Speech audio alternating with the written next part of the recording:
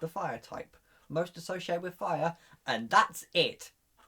Seriously, looking through a list, and it's just a dog on fire, a fox on fire, a monkey on fire. This is fine. Trying to find a theme for this gym was so much more difficult than it needed to be. But I think I got there. I have one. So let's dive into it.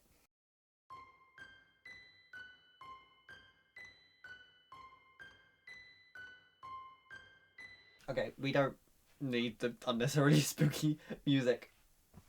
It's just a little bit of tone setting. So this gym is set inside a library, which feels like an odd place for a fire type gym. I'll give you that, because you genuinely don't want fire in a library. When you enter, all the lights will be off. You start feeling your way through the bookshelves, sometimes bumping into trainers. They'll have Pokemon like Vulpix, Darumaka, Salandit, and Lampent.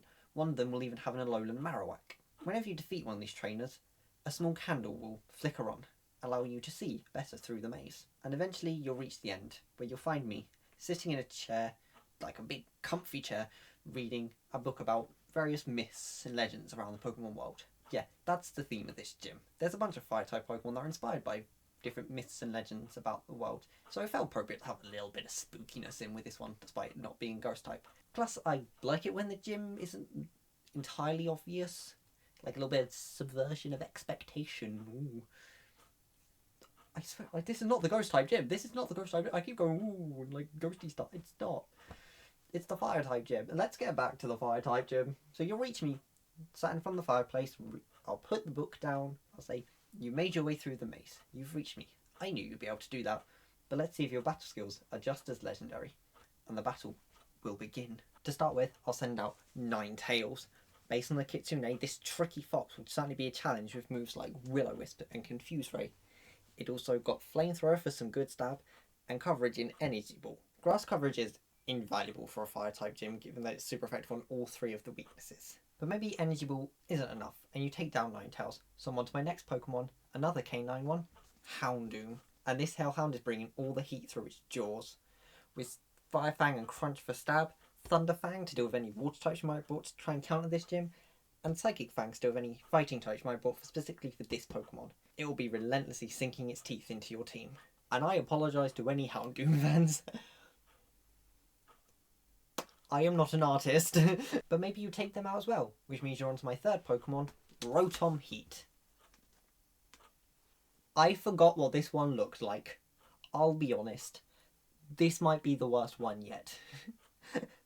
But anyways, this Poltergeist will be a powerful opponent, threatening any water types you might have brought with its electric moves, and its 4 times weakness to ground being nullified by its levitate ability.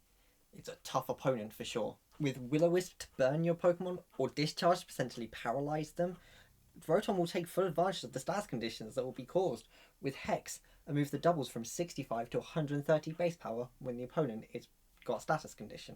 And then, as a last resort, it can fire off powerful Overheats, which are even stronger than Hex at 140 base power. But you're a strong trainer, and you managed to take out my Rotom, which means I'm on to my final Pokemon, my ace, Ceruledge. And forget what I said about Rotom, this is the worst drawing. I've drawn a person, not a Pokemon, but you'll be taking full advantage of its 125 base attack stat, and be sure to slice up your team with Shadow Claw. It's also got Flame Charge to raise its speed and make sure it's the fastest, and it can heal some health back with its signature move, Bitter Blade. And then, for any dark types you might have brought for this Pokemon, it can deal with them with Brick Break. There's also some good coverage against rock types you might have bought. But you managed to defeat my Ceruledge and claim a victory over my gym.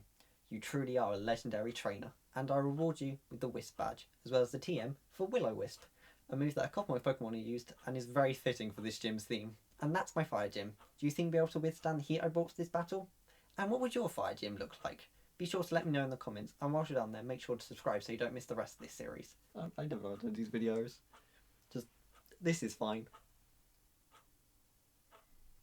Ooh.